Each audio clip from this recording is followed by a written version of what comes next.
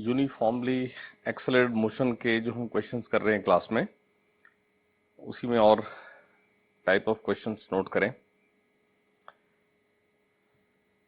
Next question है a stone, आप note करें question. A stone dropped from the top of A tower is found to travel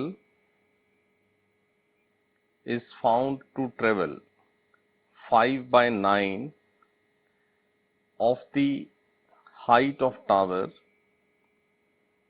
during the last second of its fall. During the last second of its fall, what is its time of fall? What is its time of fall? Dropped means initial velocity 0 है और कोई भी height h से उसको drop किया, तो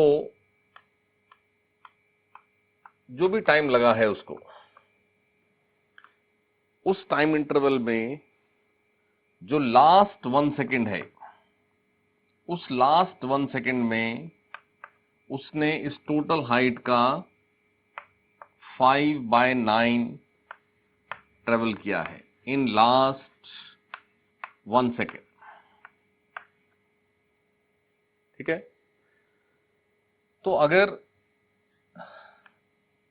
total time जो हमें फाइंड आउट करना है, total time of fall n है, तो ये h, क्योंकि u 0 है ना, तो h क्या होना है, हाफ जी एन स्क्वायर। ठीक है, एंड मोर ओवर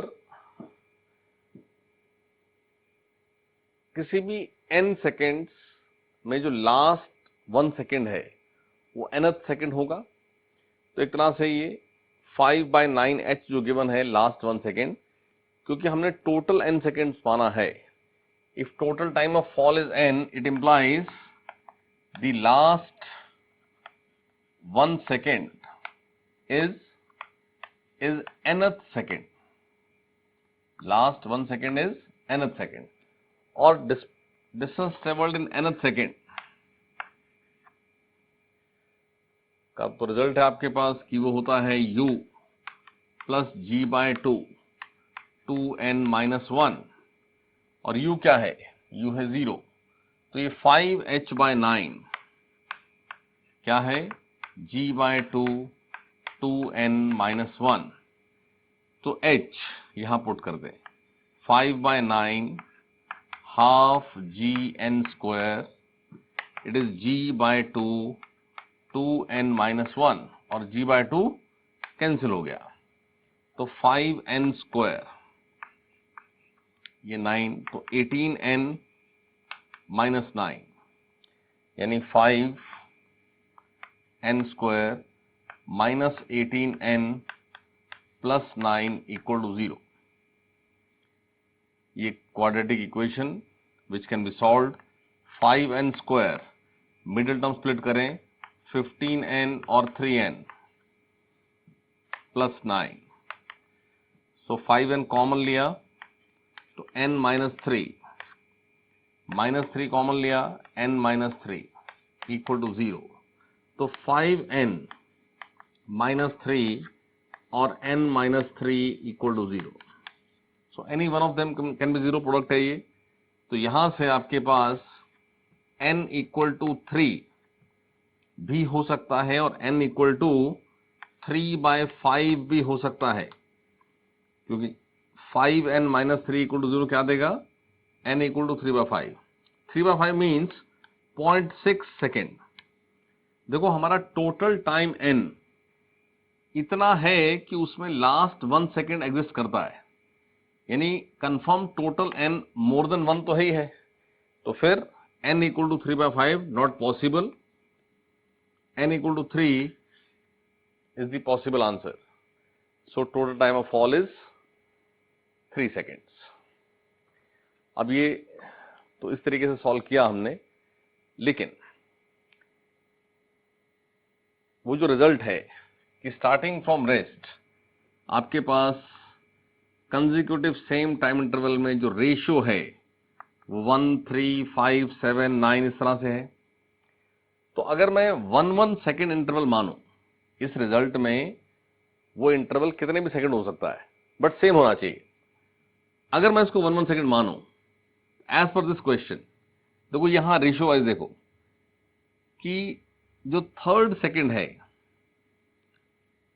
ये अगर फर्स्ट सेकंड में x ट्रेवल होता है, सेकंड में 3x होता है, थर्ड में 5x होता है, तो टोटल 3 में कितना हुआ? 9x हुआ ना। और लास्ट 1 सेकंड में कितना बना? 5x bye 9x means 5/9। तो अगर आप समझ सकते हैं इस बात को, तो हम ये पूरा क्वेश्चन इस लॉजिक से, क्योंकि अगर मैं 1 सेकेंड इंटरवल मानूं तो थर्ड सेकेंड ही वो सेकेंड होगा जिसमें 5/9 टोटल आएगा। फोर्थ सेकेंड वो होगा जिसमें 7/16 आएगा। फिफ्थ सेकेंड वो होगा जिसमें 9/25 आएगा। ये सम करेंगे 25 आएगा। तो फिफ्थ सेकेंड में 9/25, फोर्थ में 7/16, थर्ड में 5/9, सेकेंड में 3/4। तो वो रिजल्ट जो हमने समझा था उसको भी जल्दी से, बिकॉज देखो अगर तो क्वेश्चन है सब्जेक्टिव तो हमें पूरा करना ही पड़ेगा, लेकिन when question is objective you have to select the option. तो आप थोड़ा सा इस बात को माइंड में रखें तो ये क्वेश्चन आप बहुत जल्दी आंसर कर सकते थे कि ये जो बात है कि लास्ट 1 सेकेंड में 5/9h, तो 1 सेकेंड में इंटरवल मान के चलो अगर, तो 5/9 ऑफ टोटल थर्ड सेकेंड में ही हो सकता था। तो टोटल टाइम ऑफ फॉल कितना है? 3 सेकेंड्स है। नेक्स्ट नोट करें,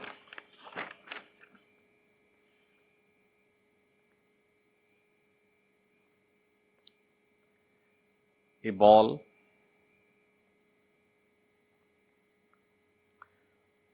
after having fallen from rest,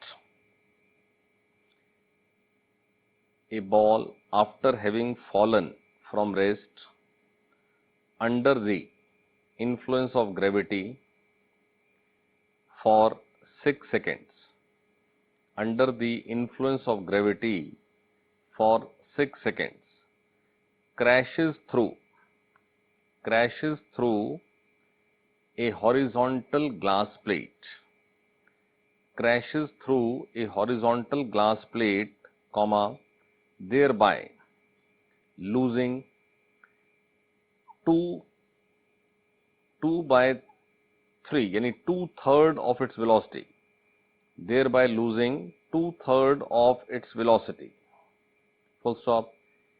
If it then reaches the ground in 2 seconds, if it then reaches the ground in 2 seconds, find the height of the plate above the ground. Find the height of the plate above the ground.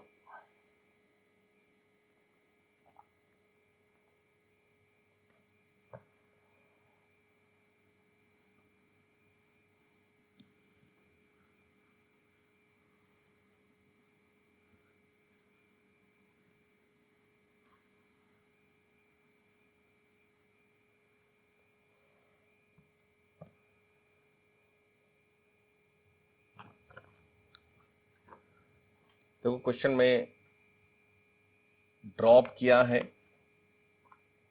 और 6 seconds तक, ये 6 seconds का interval, 6 seconds तक वो under gravity fall हुई और फिर एक ग्लास प्लेट, एक हॉरिजॉन्टल ग्लास प्लेट को वो हिट करती है। वो प्लेट ग्राउंड से किसी हाइट h पर है और इस प्लेट को हिट करने से जस्ट पहले अगर उसकी वेलोसिटी v थी, तो हिटिंग में ये प्लेट तो क्रैश हो जाती है, लेकिन इसी पॉइंट पर ये अपनी 2/3 वेलोसिटी लूज कर देती है। यानी इसी पॉइंट पर ये जो भी टोटल फॉल हो रहा है, यहां इस हाइट पर इसकी वेलोसिटी जो v थी वो v/3 हो जाती है। और फिर अगर वो ग्राउंड तक आने में 2 सेकेंड्स ले रही है, यानी प्लेट को हिट करने के बाद, if I denote the point A, this point as B and this point as C, B to C की इनिशियल वेलोसिटी है v/3, A और B की फाइनल वेलोसिटी है v, A to B में भी एक्सेलरेशन g है downward, B to C में भी एक्सेलरेशन g है डाउनवर्ड। प्लेट को क्रैश किया, ड्यूरिंग दैट क्रैश ये v/3 हो गई, ball loses 2/3 of its velocity. तो A to B पार्ट के लिए v equal to u plus AT use करें। तो u है 0, A है g। अब देखो डाउनवर्ड को मैंने पॉजिटिव लिया हुआ है, तो g मैंने पॉजिटिव ले लिया, तो v का साइन पॉजिटिव आएगा, तो मतलब v की डायरेक्शन क्या है, downward.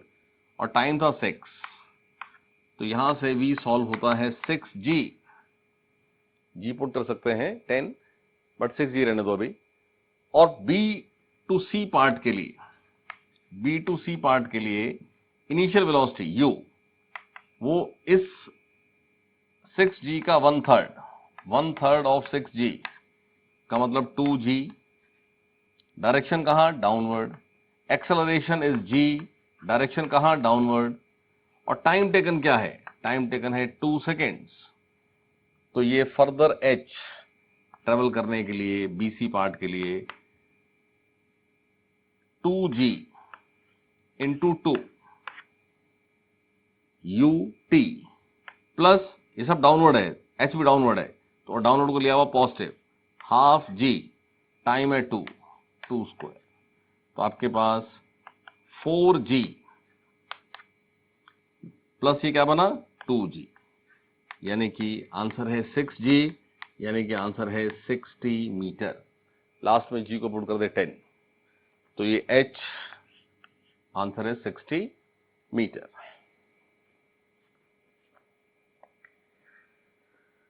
Next,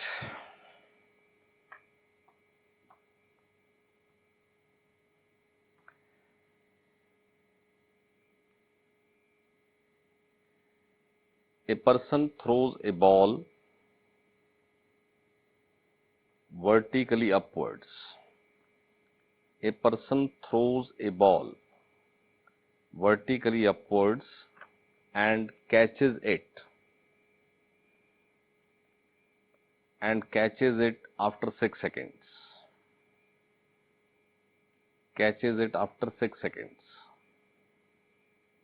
Find number 1 the initial velocity of throw of the ball. Number 1 the initial velocity of the throw of ball. Number 2 the maximum height attained by the ball. Number 2 the maximum height attained by the ball. Number 3 position of ball at t equal to 2 seconds. Position of ball at t equal to 2 seconds. Number 4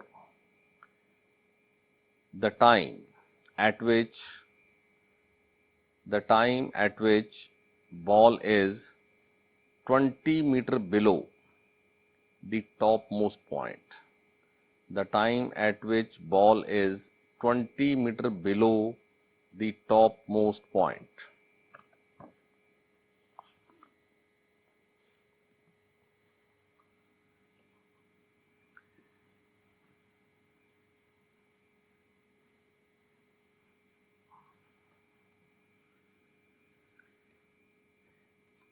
एक point on the ground से एक ball को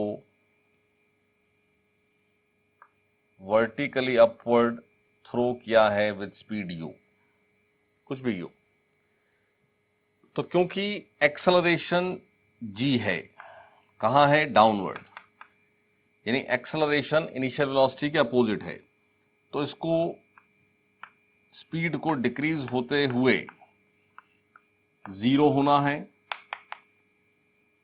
और फिर इसको due to this a इसको reverse आना है। एक तो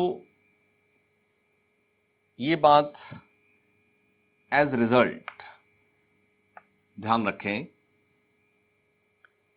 कि जब भी इनिशियल वेलोसिटी के अपोजिट एक्सेलरेशन होता है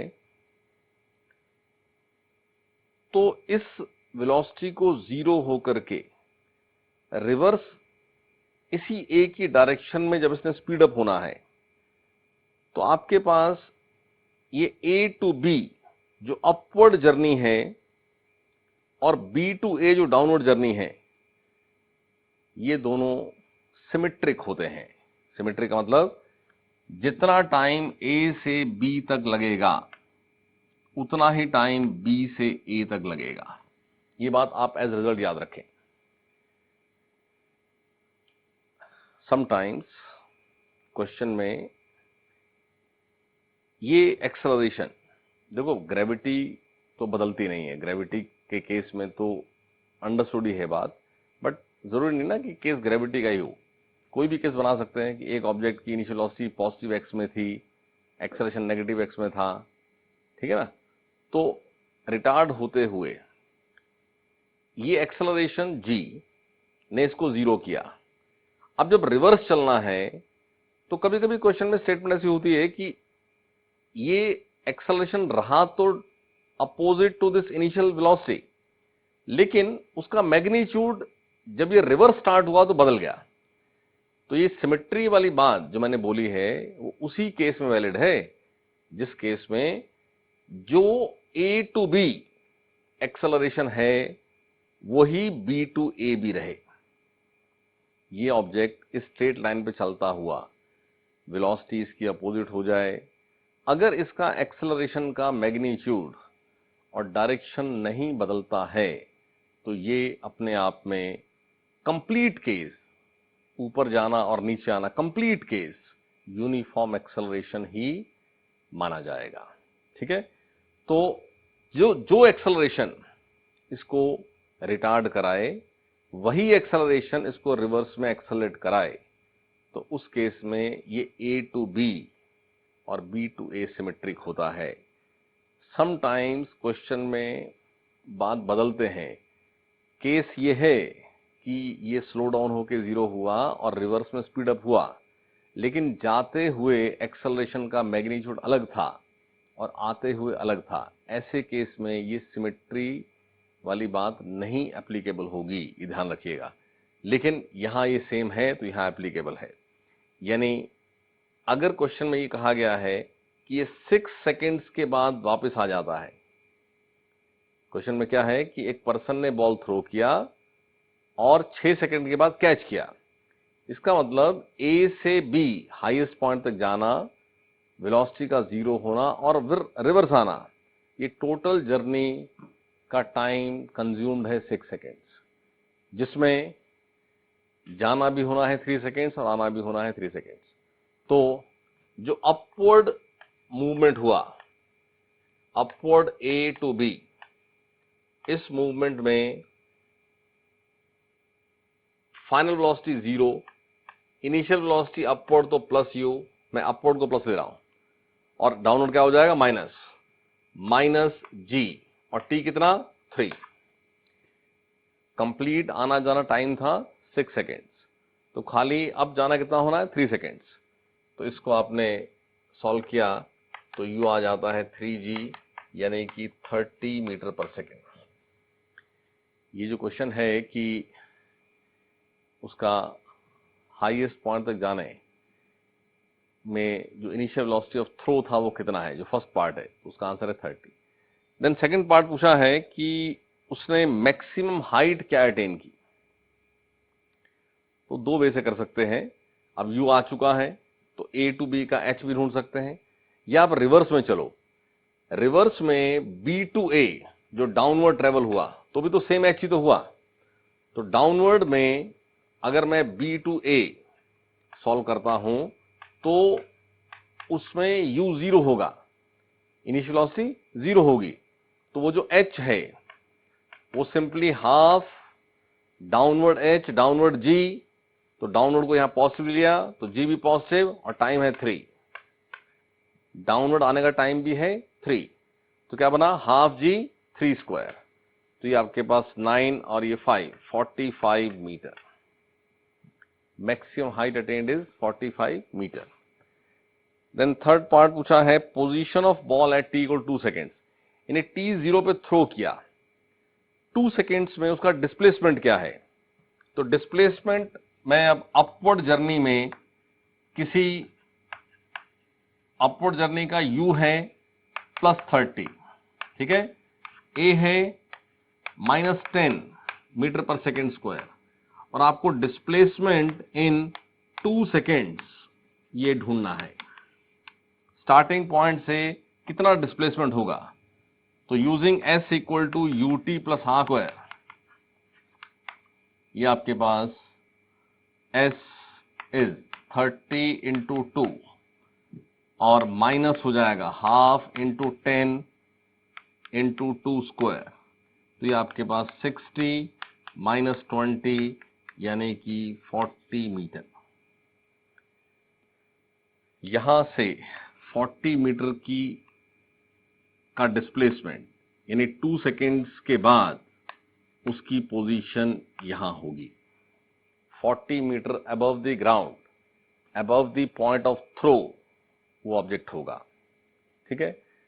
देन क्वेश्चन है कि जो मैक्सिमम हाइट अटेन्ड है उससे 20 metre below, maximum height attained थी हमारे पास 45 मीटर, उससे 20 मीटर बिलो वो किस टाइम पर होगा। यानी इससे 20 मीटर बिलो का मतलब हो जाना है 20 मीटर, तो 45 माइनस 20 होता है 25। यानी कि आपको ये बताना है कि थ्रो करने के कितने टाइम के बाद वो 25 मीटर की हाइट पे होगा। तो जैसे हमने थर्ड पार्ट में इसी इक्वेशन को यूज करके एक 2 सेकेंड्स में पोजीशन ढूंढ ली, अब पोजीशन पता है कि वो 25 मीटर अबव है, वो किस टी पर होगी, तो सेम इक्वेशन यूज हो जानी। यहां आपके पास s नोन है, what is that S 25, initial velocity 30 और t ढूंढना है, और a तो माइनस g ही है, g इज 10, तो इसको 10 पुट किया तो 5, तो ये 5 equal to 60 minus T square, यानी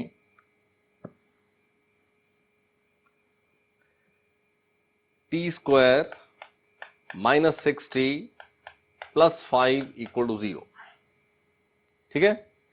जिसको सॉल्व करें तो T square minus 5t minus T plus 5 equal to 0, so t common, t minus 5 minus 1 common, t minus 5, तो इस तरह से आपके पास t इक्वल टू 1 और t इक्वल टू 5, ऐसे दो वैल्यूज ऑफ t आते हैं, और दोनों ही पॉजिटिव वैल्यूज हैं, यानी दोनों ही पॉसिबल वैल्यूज हैं।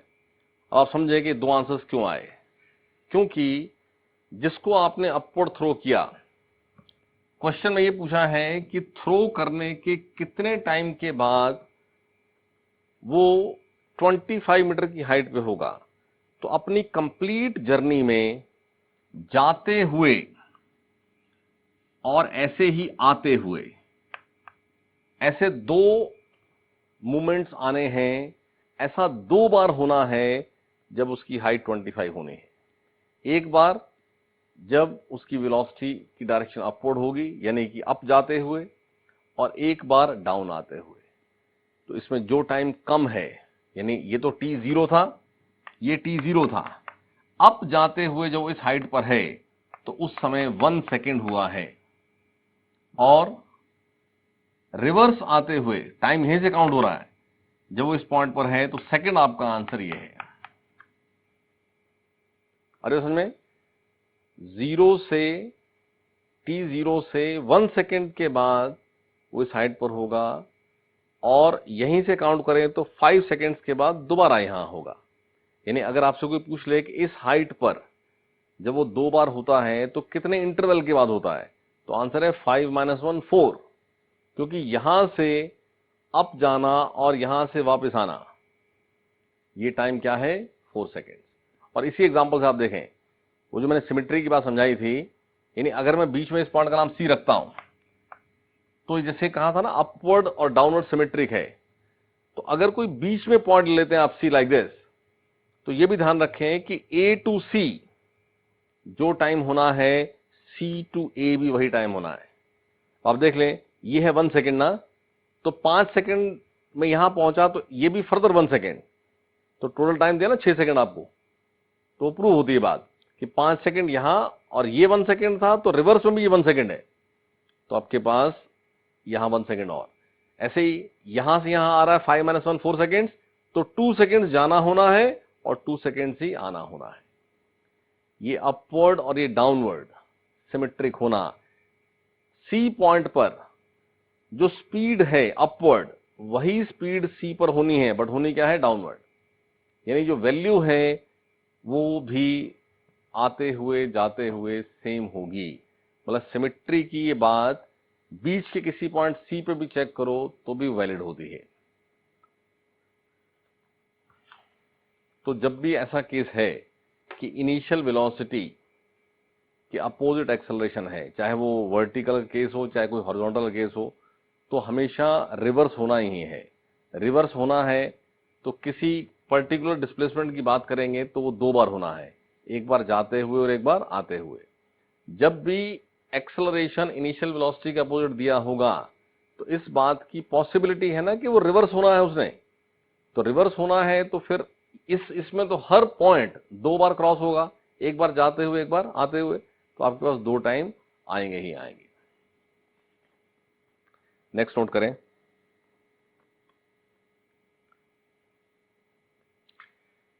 a ball is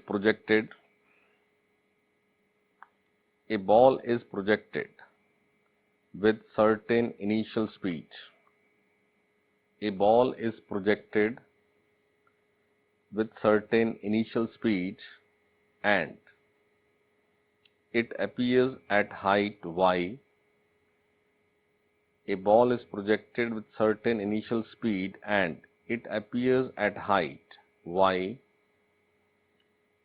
at 2 different time t1 and t2.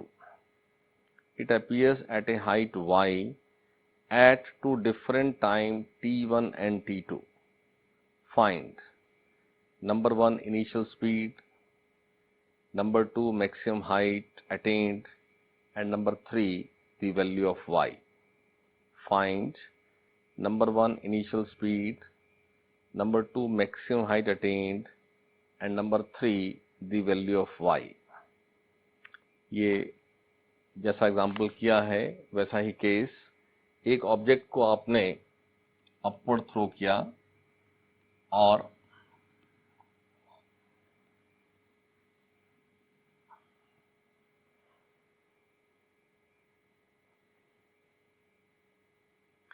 किसी यू से थ्रो किया, ठीक है, दैट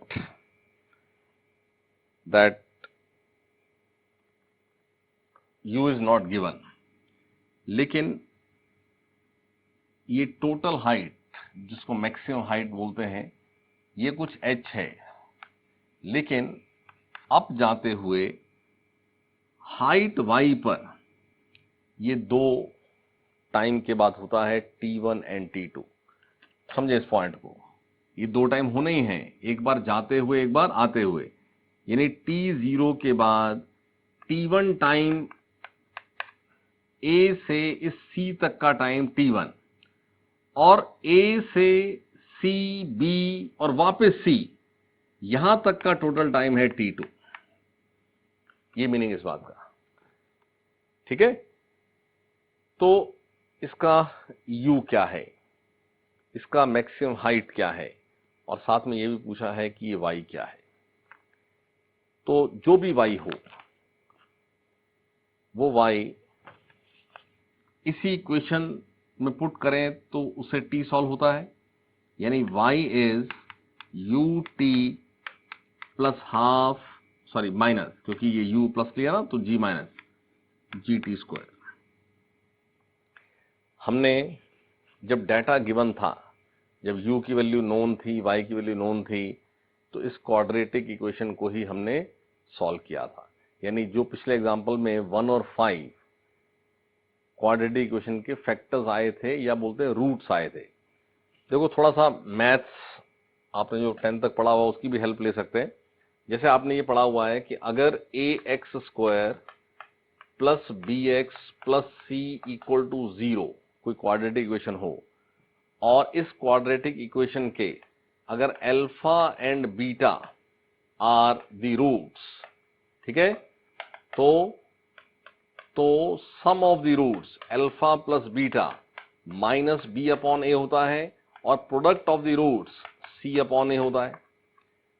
तो ऐसे ही यहां इसको एक बार सॉल्व कर लें तो ये 2y equal to 2ut minus GT square है, यानी कि ये है GT square minus 2ut plus 2y equal to 0।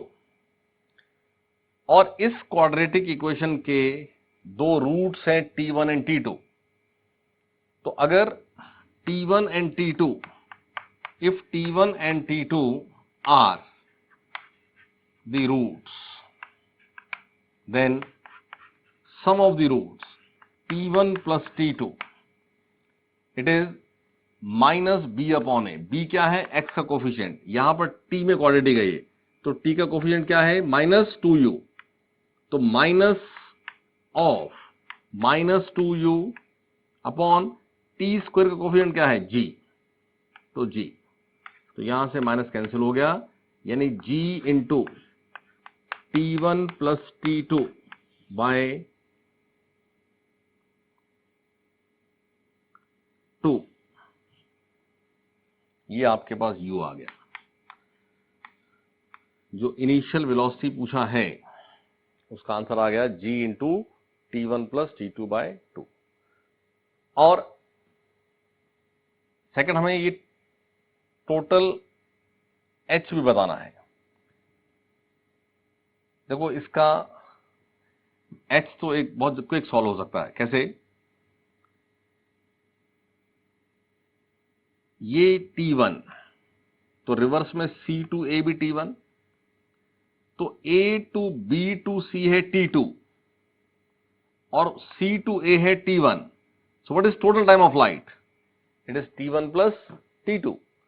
T1 plus T2 अगर टोटल आना जाना है तो खाली जाना क्या है, T1 प्लस T2 बाय 2, खाली आना क्या है, T1 प्लस T2 बाय 2, और रिवर्स में B टू A में U0 है। तो ये H ढूंढने के लिए total time of flight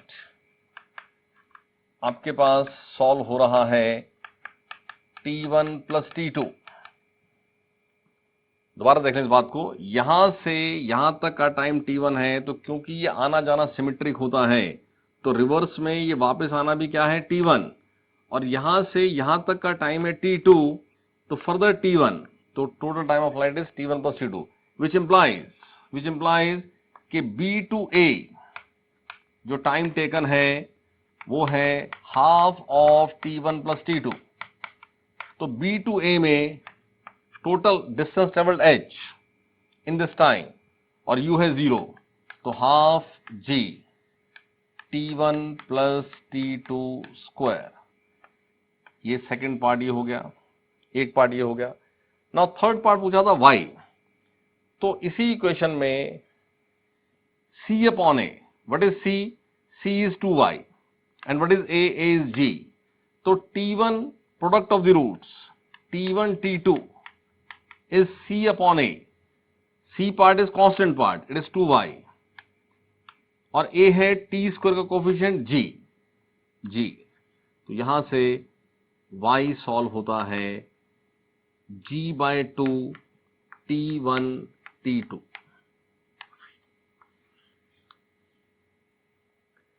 clear?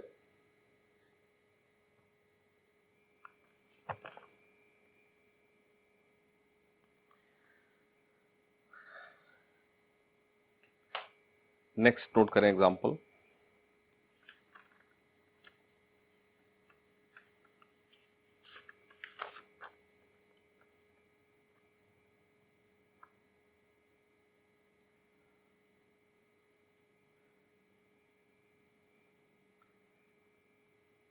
A particle moves for 8 seconds। हम जो भी एग्जांपल कर रहे हैं उसमें स्ट्रेट लाइन का ये हर केस है, तो बार बार मैं क्वेश्चन में मेंशन नहीं कर रहा हूं स्ट्रेट लाइन, वो अंडरस्टूड है, ठीक है। ए particle moves for 8 seconds, full stop. It first accelerates from rest and then retards to rest. It first accelerates from rest and then retards to rest. Full stop. If retardation is 3 times the acceleration, if retardation is 3 times the acceleration, comma, what is the time for which it accelerates? What is the time for which it accelerates? तो ये जो example अभी note किया है, ये भी एक type of question है जो बहुत कॉमन पूछा जाता है या डिस्कस होता है, जिसमें एक ऑब्जेक्ट रेस्ट से स्टार्ट होता है और एक्सेलरेट होता हुआ कोई स्पीड अटेन करता है और फिर रिटार्ड होता है और रिटार्ड होकर फिर रेस्ट में आ जाता है, ठीक है। ये कॉमन सा केस, किसी ए पॉइंट पर वेलोसिटी 0 थी, स्पीड अप होते गए और किसी बी पॉइंट तक स्पीड अप होते रहे, यानी पॉजिटिव, ये डायरेक्शन पॉजिटिव लिया मैंने, तो पॉजिटिव ही एक्सेलरेशन था से a1, और बी पॉइंट तक ये v बढ़ करके कोई मैक्सिमम हो गई और फिर ये स्लो डाउन होना शुरू हुआ और फिर किसी सी पॉइंट पर वेलोसिटी 0 हो गई। ये आपके पास इसका रिटार्डेशन पार्ट है। तो इसमें कुछ भी और भी पूछ सकते हैं, बट ये कॉमन सा केस है, आप समझ के रखें कि कुछ टाइम तक एक्सेलरेट होना और फिर रिटार्ड होना, क्योंकि ये भी यूनिफॉर्म है, ये भी यूनिफॉर्म है। हाँ, इनकी वैल्यूज अलग हो सकती हैं। जैसे आप एक रेड लाइट पे खड़े हैं और लाइट ग्रीन हो गई, तो आप कार क्या करते हैं, स्पीड अप करते हैं। अब आगे फिर अगली रेड लाइट देख लेते हैं आप, तो फिर ब्रेक लगा देते हैं, तो कार स्पीड अप हुई और फिर ब्रेक लगी और स्लो डाउन होती हुई 0 हो गई। तो ये वही केस है, रेस्ट से चले, स्पीड अप होते हुए किसी बी तक आए और फिर ब्रेक लगा करके फिर रेस्ट पर आ गए। हाँ, ये पार्ट यूनिफॉर्म एक्सेलरेशन है, ये पार्ट भी यूनिफॉर्म है, बट ये एक्सेलरेशन कुछ भी हो सकता है और ऐसे ये कुछ भी हो सकता है। वैल्यूज का कोई आपस में सेम होना जरूरी नहीं है। तो ऐसे किसी भी केस में एक तो ये भी समझें कि बहुत बार ये केस ना ग्राफ पर भी शो कर देते हैं।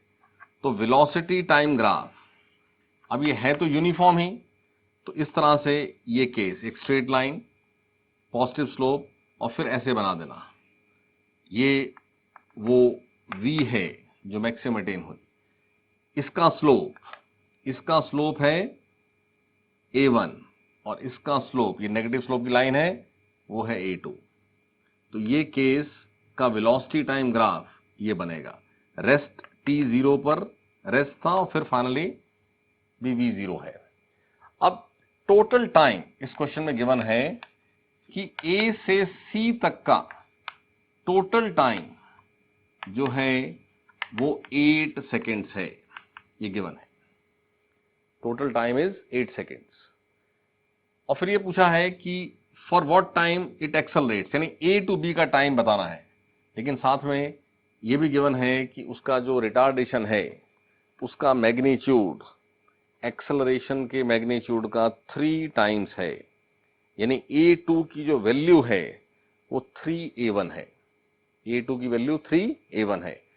तो a to b पार्ट के लिए इनिशियल 0 है तो फाइनल भी है। अगर इस पार्ट का टाइम जो आपको ढूंढना है, अगर ये टाइम t है तो टोटल 8 था, तो ये टाइम क्या हो जाएगा 8 माइनस t।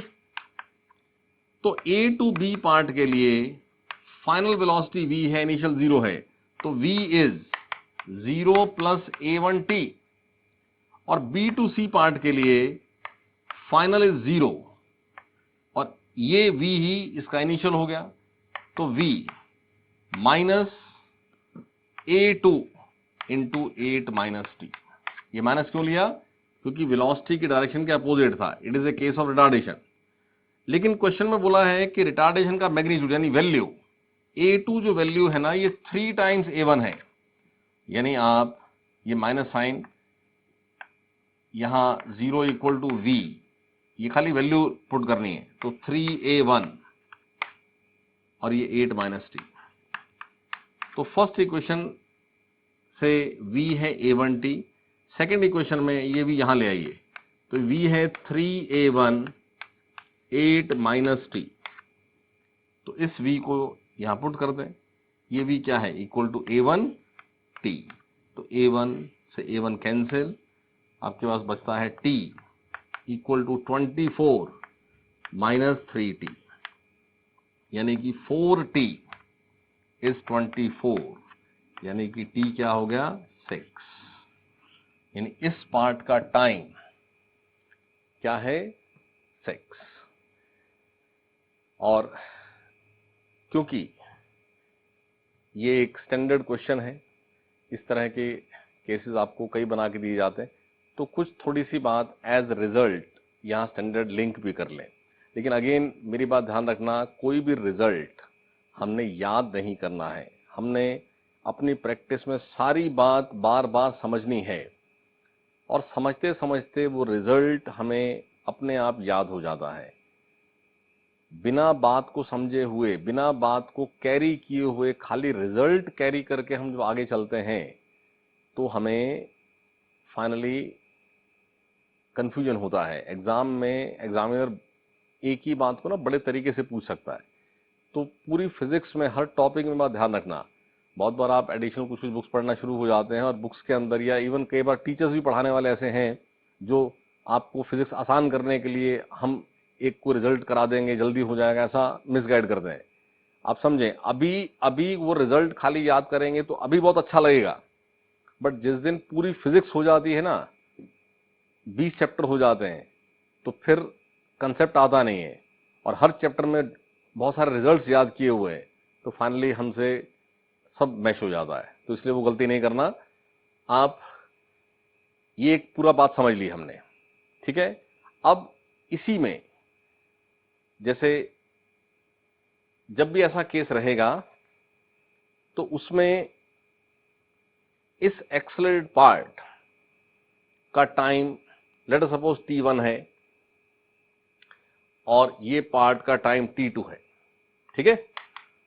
तो क्योंकि ए बी पार्ट में v is 0 plus a1 t1 और बी सी पार्ट में 0 is equal to v minus a2 t2, तो वही v a1 t1 है और वही v a2 t2 है।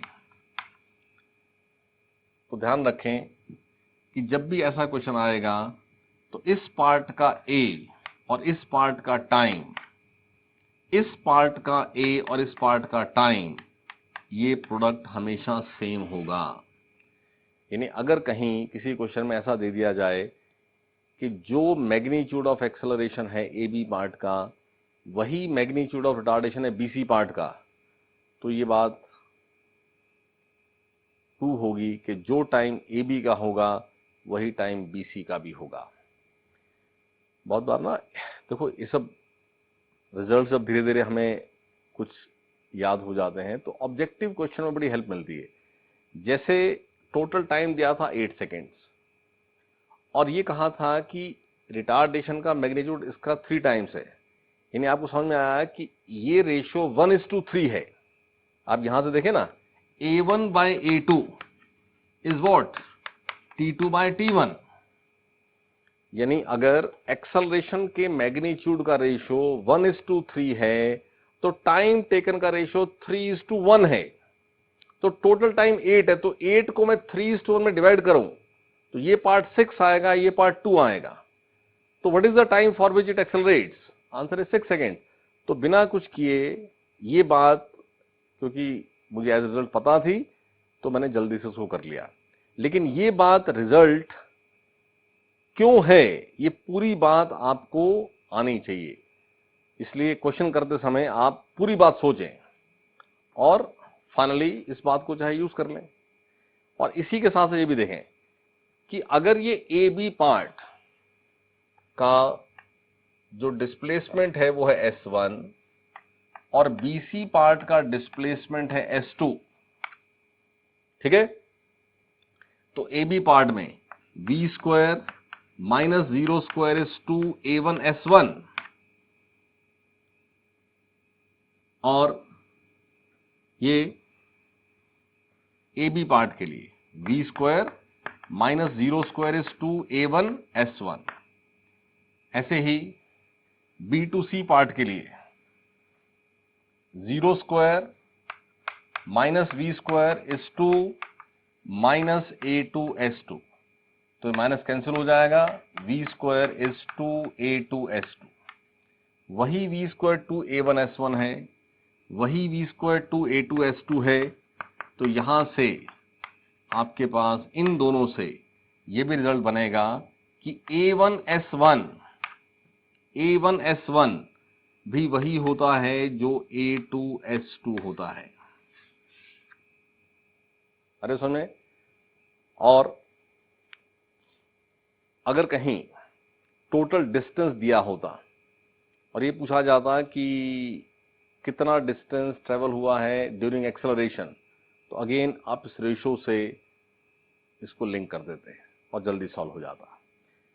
और एक बात ध्यान रखें, क्योंकि ए बी पार्ट अपने आप में क्या है, केस ऑफ यूनिफॉर्म एक्सेलरेशन, और यूनिफॉर्म एक्सेलरेशन की अगर कोई एवरेज पूछे तो एवरेज होती है इनिशियल प्लस फाइनल बाय 2, यानी आपके पास ए बी पार्ट का एवरेज क्या होना है, 0 इनिशियल फाइनल V बाय 2, यानी कि V बाय 2। ऐसे ही इस पार्ट की एवरेज अगर बनाए तो इसका इनिशियल है V, इसका फाइनल है 0, और ये भी केस है यूनिफॉर्म एक्सेलरेशन, तो BC पार्ट की एवरेज भी क्या बनेगी, V प्लस 0 बाय 2। तो ये बात भी एज रिजल्ट कि इस AB पार्ट का एक्सेलरेशन का मैग्नीट्यूड और BC पार्ट के एक्सेलरेशन का मैग्नीट्यूड आपस में डिफर भी करता हो, लेकिन क्योंकि दोनों ही अपने आप में यूनिफॉर्म एक्सेलरेशन के केसेस हैं और दोनों में जो इनिशियल फाइनल का पेयर है वो 0V ही है, खाली फर्क ये है कि AB में इनिशियल 0 है, फाइनल V है, और BC में इनिशियल V है, फाइनल 0 है। यानी इस तरह के क्वेश्चन में, इस तरह के केस में ये भी एक बहुत कॉमन क्वेश्चन पूछा जाता है कि AB पार्ट और BC पार्ट की दोनों की एवरेज वेलोसिटीज का रेशियो क्या है, तो आंसर है कि वो 1:1 ही होगा। ये A1 की वैल्यू क्या है, कुछ भी हो, बट A1 यूनिफॉर्म होना चाहिए।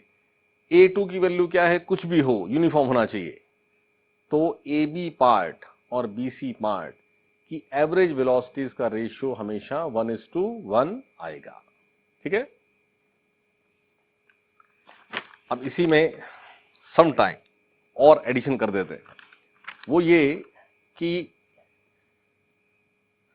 ऑब्जेक्ट A से एक्सेलरेट होता हुआ A पॉइंट पर वेलोसिटी 0 थी, A से एक्सेलरेट हुए B तक कोई वेलोसिटी V बन गई, ये प्लस A1, और फिर B से लेकर के बीच में कुछ टाइम तक एक्सेलरेशन था ही नहीं, एक्सेलरेशन 0 था, यानी कांस्टेंट ये जो V अटेन की उसी v से ये ऑब्जेक्ट चलता रहा और फिर वो रिटार्ड हुआ और रिटार्ड होकर के ये वेलोसिटी 0 हुई।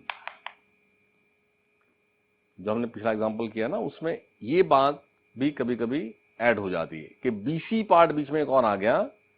जब वेलोसिटी कांस्टेंट रही तो भी यहां ये सारी बात वैलिड होगी। अब समझिए कैसे, ये AB पार्ट का ये 0 और ये v, और CD पार्ट जो रिटार्डेशन है इसमें भी ये v और ये 0। तो ये सारी बात आपके पास इस एक्सेलरेटेड पार्ट और रिटार्डेड पार्ट के लिए अभी भी वैलिड रहेगी। यहां पर जो A1 T1 होगा, यहां पर जो A2 T2 होगा वो सेम होगा। इस पार्ट की एवरेज और इस पार्ट की एवरेज का रेशियो 1 होगा। इस पार्ट का A1 S1, इस पार्ट का A2 S2 ये सेम होगा, ठीक है। और अगर इसको इस केस का ग्राफ देखने जाओगे, बहुत बार ना क्वेश्चन स्टेटमेंट में नहीं है, ग्राफ बना के दे देते। तो ये ग्राफ, ये ए बी पार्ट देखो, जब ए कांस्टेंट हो गया ना तो वेलोसिटी टाइम स्ट्रेट लाइन होना है। ये पॉजिटिव स्लोप, फिर 0 स्लोप और फिर रिटार्डेशन। यहां तक ये ए बी पार्ट शो हो रहा है, यहां तक बी सी पार्ट शो हो रहा है और यहां पर सी डी पार्ट शो हो रहा है। ये केस ग्राफ पे शो किया जाएगा तो ऐसा होगा, ठीक है। एक इस तरह के केस का एग्जांपल भी नोट कर लें। देखें question, a car starts from rest. A car starts from rest and accelerates uniformly. A car starts and accelerates uniformly for 30 seconds. A car starts from rest and accelerates uniformly for 30 seconds to a speed of 72 km per hour. To a speed of 72 km per hour, comma, it then moves with uniform velocity. It then moves with uniform velocity and is finally brought to rest. And is finally brought to rest in 50 meter. And is finally brought to rest in 50 meter with a constant retardation. With a constant retardation. Full stop. If total distance traveled is 950 meter. If total distance traveled is 950 meter, comma, find the acceleration, comma, the retardation and the total time taken.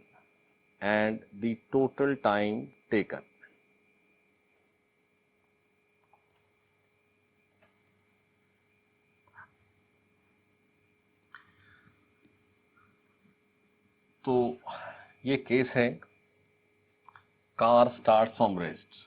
ये acceleration हमें ढूंढना है, retardation भी ढूंढना है।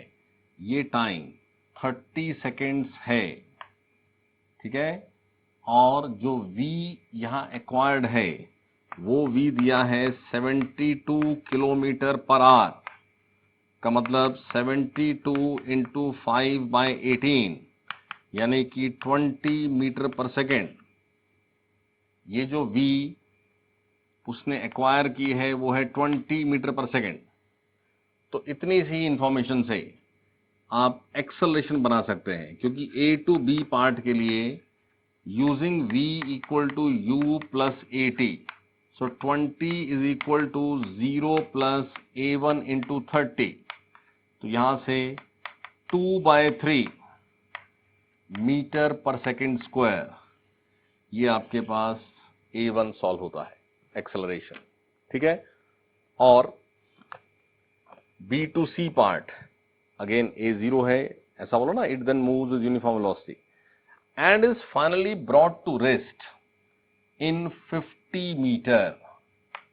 और ये A0 का केस था, तो V यहां पर भी 20 ही है, ठीक है। तो C to D पार्ट में रिटार्डेशन भी पूछा है, तो C to D पार्ट का पाथ पता है, इनिशियल फाइनल पता है। तो आप देखें, using C to D part के लिए V square minus U square equal to 2AS, 0 square minus 20 square equal to 2 minus A2, और S कितना है 50, तो माइनस कैंसिल हो गया, ये बना 400, तो A2 आता है 4 मीटर पर सेकेंड स्क्वायर, यानी एक्सेलरेशन है 2/3, एक्सेलरेशन है 2/3, रिटार्डेशन है 4। और फिर ये भी गिवन है कि टोटल डिस्टेंस ट्रेवल्ड 950 मीटर है, तो टोटल टाइम टेकन कितना है। टोटल टाइम टेकन में ये टाइम AB का टाइम, BC का टाइम और CD का टाइम। AB का टाइम तो गिवन ही था 30 सेकेंड्स, BCD का टाइम, अब हम यहां इसकी हेल्प ले सकते हैं, क्योंकि A1 T1 2/3 इंटू 30 क्या होना है 4 इंटू T2, तो यहां से आपके पास ये सॉल्व होता है कि T2 इज 5 सेकेंड्स, ठीक है। और इस पार्ट का टाइम अगर T3 है, और एक बात देखो, A1 S1 भी A2 S2 है, सो 2/3 S1 इक्वल टू कर दीजिए 4 इंटू 50, 4 इंटू 50, तो यहां से आपके पास S1 सॉल्व होता है, ठीक है। S1 आता है 300 मीटर, तो ये 300 है, ये 50 है, तो कितना हुआ 350, टोटल कितना है 950। तो BC part 950 minus 350 equal to क्या होगा 600, और 600 इस 20 मीटर पर सेकेंड से ट्रेवल होता है, तो T3 कितना है 600/20। जब यूनिफॉर्म मोशन होगा तो कांस्टेंट वेलोसिटी VS/T होना है, तो 600S हो गया, वेलोसिटी हो गया 20, तो यहां से T3 सॉल्व होता है 30 सेकेंड्स। तो ये टाइम 30 सेकेंड्स, ये टाइम 30 सेकेंड्स, ये टाइम सॉल्व किया आपने 5 सेकेंड्स, तो what is the total time taken. Total time taken is 30 + 30 + 5 65 seconds, ठीक है।